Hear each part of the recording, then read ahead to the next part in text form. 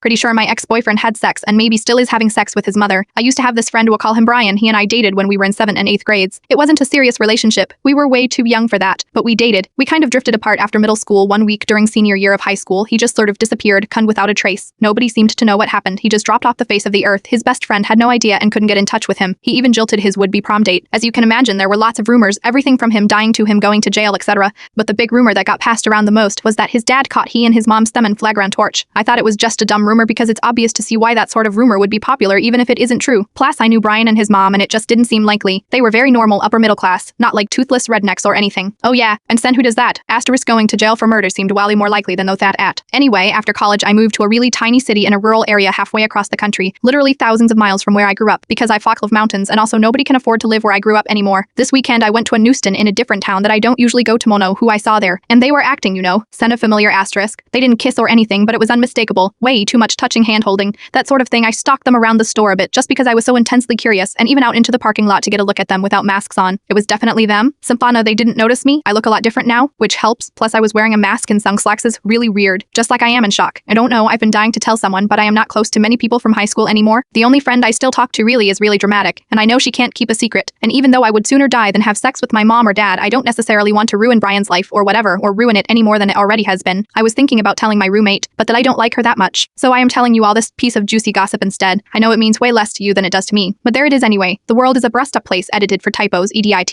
You all found this way more interesting than I expected. To respond to some common comments. No, he's not adopted that I know of. I doubt he secretly is based on how they look, but who knows? Yes, it's very gross. To the people saying I don't have any hard proof, you're right, but I am not just basing this off of them holding hands. They were acting like a couple in ways that are hard to describe, but you know when you see it. Maybe some people act this way with their parents. I definitely don't, but they didn't act that way together when I knew them. Add that to the old rumor and I am pretty convinced. Yes, she probably groomed and raped him, though like I said, I never saw any evidence of anything weird when we were dating. Also, he had other girlmates in high school. If I could call the cops and have him sent to psychotherapy, I would, but I googled around and it looks like he would just go to jail, which I don't think would help anyone. Plus, I don't know what I would tell them. See above. I googled the broken arms thing and I really wish I hadn't.